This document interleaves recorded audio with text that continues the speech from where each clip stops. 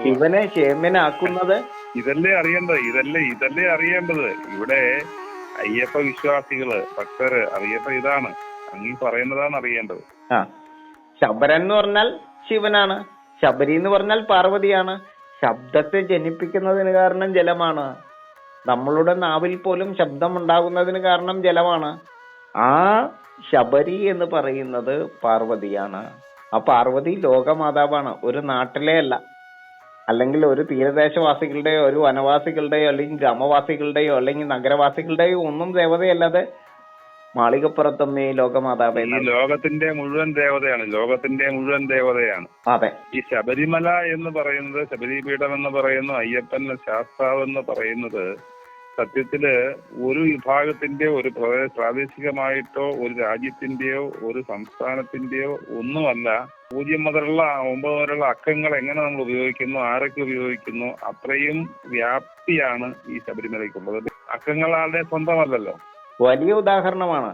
സംഖ്യ ഉപയോഗിക്കുന്ന മുഴുവനും ആളുകളും അവർക്ക് ജാതി, വർണ്ണ, മതവർഗ, പ്രാദേശിക ഭേദങ്ങളില്ലാതെ ലോകത്തിലുള്ള മുഴുവനും ആളുകളും ഉപയോഗിക്കുന്നു. അതേപോലെ സ്വാതന്ത്ര്യത്തോടെയും അധികാരത്തോടെയും ആദരവോടെയും ശുചിത്വത്തോടെയും കാണേണ്ടതും സൂക്ഷിക്കേണ്ടതുമായ സ്ഥലമാണ് ശബരിമല, അല്ലേ? അക്കങ്ങൾ ഒരിക്കലും നമ്മൾ വൃഥാവിലെടുത്ത് ഉപയോഗിക്കാറില്ലല്ലോ. ഇല്ല, വളരെ സൂക്ഷിച്ചല്ലേ അക്ഷരങ്ങൾ എഴുതുള്ളൂ. അങ്ങയുടെ ഉദാഹരണം വളരെ ശ്രേഷ്ഠമായിട്ടുള്ള ഉദാഹരണം. അതിന് മേലോട്ടൊരു ഉദാഹരണം ഇല്ല. അതായത് ജീവൻ എല്ലാവർക്കും ഏറ്റവും പ്രാധാന്യമർഹിക്കുന്ന ഒന്നാണ്.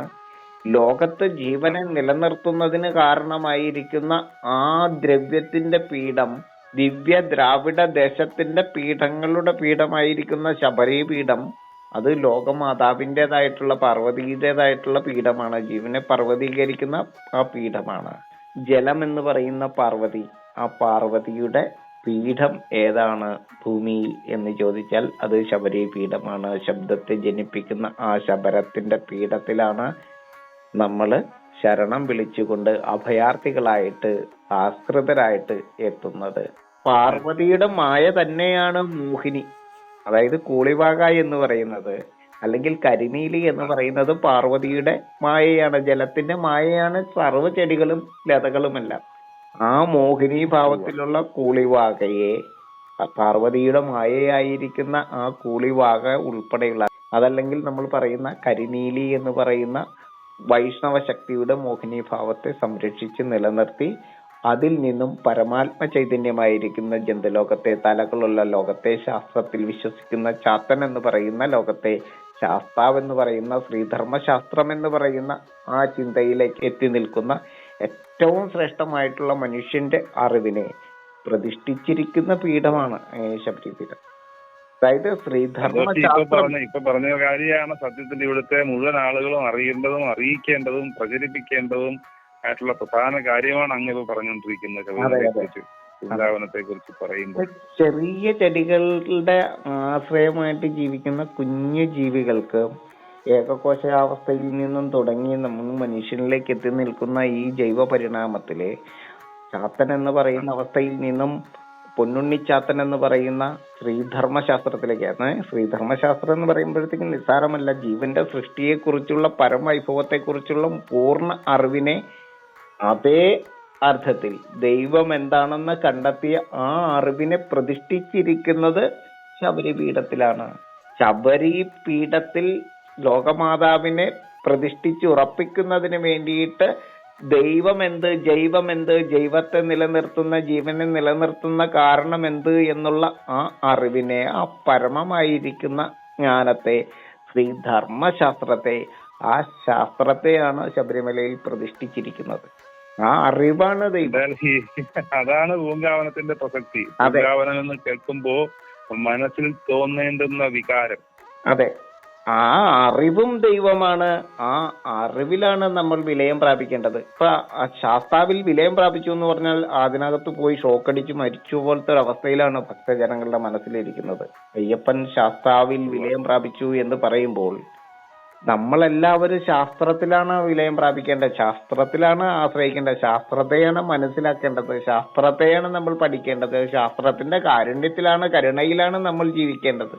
അനുസരണയിലാണ് അല്ല, അത് ജീവിക്കുന്നത്. വിദ്യ ഒരിക്കലും ദോഷകരമായി ഉപയോഗിക്കില്ല. സംഖ്യയെ ആരും നമ്മൾ കണക്ക് കൂട്ടുമ്പോൾ ദോഷകരമായിട്ട് ഒരു സംഖ്യ പോലും നമ്മൾ ഉപയോഗിക്കാറില്ല. ഇല്ല.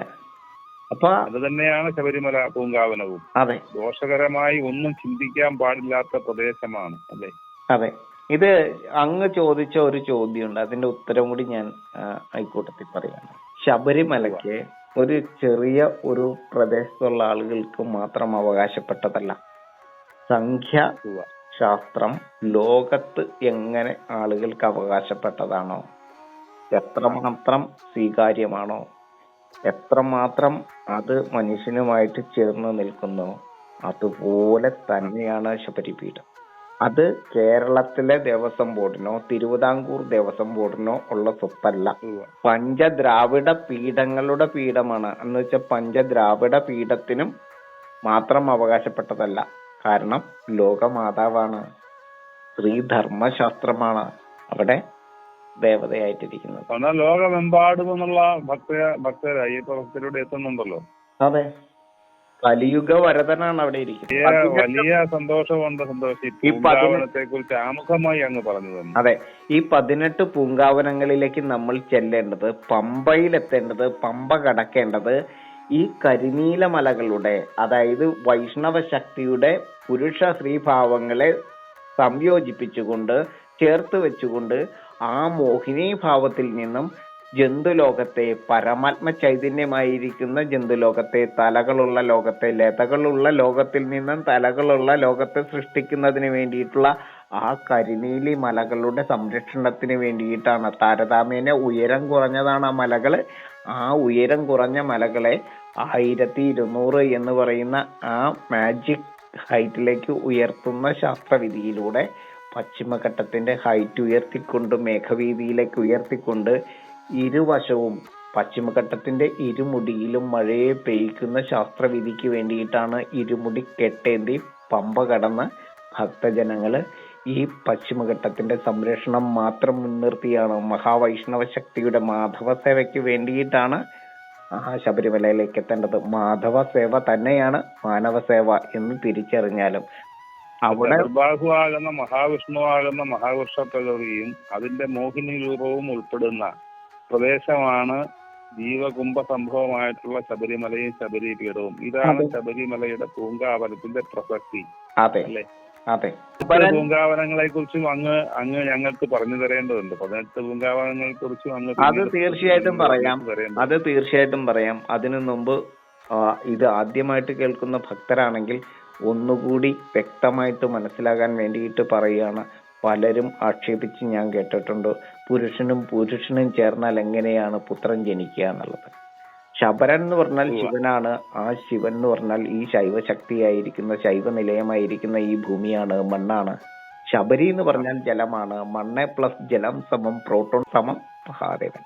മണ്ണ് പ്ലസ് ജലം സമം പ്രോട്ടോൺ സമം മഹാദേവൻ. സ്ഥൂല കണമാണ്, പ്രത്യക്ഷത്തിന് കാരണമായിരിക്കുന്ന, കാണാൻ പറ്റുന്ന, അടയാളപ്പെടുത്താൻ പറ്റുന്ന സ്ഥൂല കണം എന്ന് പറയുന്നതാണ് ഈ ശൈവ കണം. മണ്ണും ജലവും ചേർന്നിരിക്കുന്നതിന് കാരണം മഹാവൈഷ്ണവ ശക്തിയാണ് എന്ന് തിരിച്ചറിയണം. മഹാവിഷ്ണു എന്ന് പറഞ്ഞാൽ മഹാവൈഷ്ണവ ശക്തിയാണ്. പുരുഷനാമത്തിൽപ്പെട്ട വൃക്ഷലോകമാണ്. നാൽപ്പാമരങ്ങൾ ഉൾപ്പെടെയുള്ള ദേവതാഭാവത്തിലുള്ള നിരവധി വൃക്ഷലോകമാണ്. സഹസ്രനാമനാണ് വിഷ്ണു. സഹസ്രപാദത്താൽ ചവിട്ടുന്ന സൂര്യന്റെ താപത്തെ സഹസ്രശീർഷത്താൽ തടുത്തുകൊണ്ട് മഹാവൈഷ്ണവ ശക്തിയുടെ വൈഭവത്താൽ, വന്യമായിരിക്കുന്ന വൈഭവത്താൽ ശിവനിൽ പാർവതിയെ, മണ്ണിൽ ജലത്തെ ചേർത്ത് വെച്ച് നദികളെ ജനിപ്പിക്കുവാൻ ശേഷിയുള്ള, ഉറവയെ സൃഷ്ടിക്കുവാൻ ശേഷിയുള്ള ആ വൈഭവമാണ് മഹാവൈഷ്ണവം. ആ മഹാവൈഷ്ണവ ശക്തിയുടെ ശ്രീഭാവത്തിൽ നിന്നും മോഹിനി ഭാവത്തിൽ നിന്നും, അതായത് ചെറിയ ചെടികളും ലതകളും ചേർന്ന ആ സസ്യപ്രകൃതിയെയാണ് മോഹിനി ഭാവം എന്ന് പറയുന്നത് വിഷ്ണുവിന്റെ. ആ വൈഷ്ണവ ശക്തിയുടെ മോഹിനി ഭാവമായിരിക്കുന്ന കരിനീലി എന്ന് പറയുന്ന, അല്ലെങ്കിൽ കൂളിവാക എന്ന് പറയുന്ന, അല്ലെങ്കിൽ ലക്ഷ്മി എന്ന് പറയുന്ന ആ ശ്രീഭാവത്തിൽ നിന്നിട്ടാണ് പരമാത്മ ചൈതന്യമായിരിക്കുന്ന ജന്തുലോകം പിറന്നത് എന്ന് അറിഞ്ഞാലും. അപ്പൊ അങ്ങയുടെ ഒരു ചോദ്യങ്ങളെ കൂടെ ചോദിക്കുക. മഹാദേവൻ ശിവൻ, മഹാവിഷ്ണുവിന്റെ മോഹിനി രൂപം, ഇതൊക്കെ നമ്മൾ പറയുമ്പോൾ ത്രിമൂർത്തി ഭാവം പറയുമ്പോൾ ആ ത്രിമൂർത്തി ഭാവത്തിലേക്ക് വരുമ്പോൾ അവിടെ ബ്രഹ്മാവ് എന്ന് പറയുന്ന സൃഷ്ടികർത്താവ് അതെ, എവിടെയാണ് നിൽക്കുന്നത്? ആ സൃഷ്ടികർത്താവിന്റെ രൂപം കൂടെ അങ്ങ് ഒന്ന് ഹ്രസ്വമായി ഒന്ന് പറഞ്ഞു തരാമോ? തീർച്ചയായിട്ടും പറയണല്ലോ, എന്നാലാണ് അറിയുള്ളൂ. മണ്ണിനും ജലത്തിനും ചേർന്ന ഗുണമാണ്. താമസി എന്ന് പറയുന്നത് ജലത്തിന്റെ ഗുണമാണ്, താമസം എന്ന് പറയുന്നത് മണ്ണിന്റെ ഗുണമാണ്. നമ്മൾ താമസിക്കുന്നതിന് കാരണം മണ്ണാണ്, അതിൽ താമസിയായിരിക്കുന്നത് ജലമാണ്. ഈ മണ്ണും താമസമായിരിക്കുന്ന ഗുണത്തിൽ താമസിയായിരിക്കുന്ന ഗുണവും ചേരുമ്പോഴാണ് തമോ ഗുണം എന്ന് പറയുന്നത്. തമോ ഗുണം എന്ന് പറഞ്ഞാൽ തമസിന് കാരണമായിരിക്കുന്ന ഗുണമാണ്. ഷെയ്ഡിനെ, ഇരുളിനെ, സൂര്യപ്രകാശത്തെ മറച്ച് ഇരുളിനെയും സൃഷ്ടിക്കുന്ന ഗുണമാണ് ഭൂമിയുടെ ഗുണം. 12 മണിക്കൂർ വെയിലും 12 മണിക്കൂർ തമസും സൃഷ്ടിക്കുന്ന ഗുണം. 12 മണിക്കൂർ പ്രകാശവും 12 മണിക്കൂർ തമസിനെയും സൃഷ്ടിക്കുന്ന ഗുണമാണ് ഭൂമിയുടെ ഗുണം. അതാണ് തമോ ഗുണകാരണനാണ് ശിവൻ എന്ന് പറയുന്നത്. മണ്ണിനെയും ജലത്തെയും ചേർത്ത് വെക്കുന്ന ആ മഹാവൈഭവത്താൽ സത്ത് ഗുണമുള്ളതായിരിക്കുന്ന ആ വൈഷ്ണവ ശക്തിയാണ് ഈ തമോ ഗുണത്തിൽ നിന്നും ജനിക്കുന്നത്. മണ്ണും ജലവും ചേരുമ്പോൾ, അതായത് ശിവനും പാർവതിയും ചേരുമ്പോൾ മണ്ണും ജലവും ചേർന്നിരിക്കുന്നിടത്താണ് വൈഷ്ണവൻ ജനിക്കുകയുള്ളൂ. മണ്ണും ജലവും ചേർന്നിരിക്കുന്നിടത്ത് വിത്തിട്ടാൽ ആ വിത്ത് കിളുക്കും, അത് കിളുക്കും, അവിടെ തളിർക്കും അല്ലെ. ആ വൈഷ്ണവ ശക്തിയുടെ പൊക്കൽ കൊടിയിൽ നിന്നും വിരിയുന്ന സഹസ്രദള പത്മത്തിൽ അല്ലെങ്കിൽ ആ പൂവിലാണ് ബ്രഹ്മശക്തി ജനിക്കുന്നത്. അതായത് മഹാവൈഷ്ണവ ശക്തിയുടെ നാഭിയിൽ നിന്നാണ് ബ്രഹ്മശക്തി ജനിക്കുന്നത്. മഹാവൈഷ്ണവ ശക്തി എന്ന് പറയുമ്പോൾ മഹാവിഷ്ണു എന്ന് പറഞ്ഞാൽ അർത്ഥമാക്കേണ്ടത് സ്ത്രീഭാവവും പുരുഷഭാവവും ചേരുമ്പോഴാണ് മഹാവിഷ്ണു എന്ന് നമ്മൾ പറയുക. ശിവൻ എന്ന് പറഞ്ഞാൽ പുരുഷനാണ്, മഹാദേവൻ എന്ന് പറഞ്ഞാൽ അർദ്ധനാരീശ്വര ഭാവത്തിലാണ്. ദേവിയും ദേവനും ചേർന്നതാണ്, മണ്ണും ജലവും ചേർന്നതാണ്. മണ്ണ് പ്ലസ് ജലം സമം പ്രോട്ടോൺ സമം മഹാദേവൻ. സസ്യലോകം പ്ലസ് ജന്തുലോകം സമം മഹാവിഷ്ണു. അപ്പോ ഈ മഹാവൈഷ്ണവ ശക്തി എന്ന് പറഞ്ഞാൽ സസ്യലോകവും ജന്തുലോകവും ചേർന്നതാണ്. ആ സസ്യലോകവും ജന്തുലോകവും ചേരുമ്പോഴാണ് സാത്വികി എന്ന് പറയുന്ന ഗുണമാണ് ജന്തുലോകത്തിൻ്റെത്. സത്വഗുണം സസ്യലോകത്തിൻ്റെതാണ്, അതായത് വൃക്ഷലോകത്തിൻ്റെതാണ്. വൃക്ഷലോകത്തിന്റെ സത്വഗുണത്തിൽ സാത്വികയായിരിക്കുന്നത് ചെറിയ ചെടികളും ജന്തുലോകവുമാണ്. ഈ ശാസ്ത്രം വളരെ പെട്ടെന്ന് മനസ്സിലാവില്ല. അപ്പോ സാത്വികി എന്ന് പറയുന്ന ഗുണവും സാത്വികം എന്ന് പറയുന്ന ഗുണവും ചേരുമ്പോഴാണ് സത്വഗുണം. സസ്യലോകത്തിന്റെ ഗുണമാണത്. അത് നിറയുന്നത് വായുവിലാണ്. ആ തമോ ഗുണത്തിൽ നിന്നും ജനിക്കുന്ന സത്വഗുണത്തിൽ ആ സത്വഗുണത്തിന് കാരണമായിരിക്കുന്ന മഹാവൈഷ്ണവ ശക്തിയുടെ നാഭിയിൽ നിന്നും ജനിക്കുന്ന പുഷ്പങ്ങളിലാണ് ബ്രഹ്മശക്തി ജനിക്കുന്നത്. അഗ്നിയും ആകാശവും ചേർന്ന രഞ്ജിത രജോ ഗുണത്താൽ ജനിക്കുന്നതാണ് പരമാത്മ ചൈതന്യമായിരിക്കുന്ന ജന്തുലോകം. മണ്ണും ജലവും ചേരുമ്പോൾ ജനിക്കുന്നത് സസ്യലോകമാണെങ്കിൽ അഗ്നിയും ആകാശവും ചേർത്ത രഞ്ജിത രജോ ഗുണത്താൽ സസ്യലോകത്തിന്റെ മഹാമോഹിനീഭാവം ജനിപ്പിക്കുന്ന മഹാവൈഭവമാണ്, മഹാവൃക്ഷപ്രകൃതിയുടെ മഹാവൈഭവമാണ് ബ്രഹ്മശക്തിയായിരിക്കുന്ന ജ്ഞാനശക്തിയുള്ള, ചിന്തിക്കുവാൻ ശേഷിയുള്ള തലകളുള്ള ലോകം.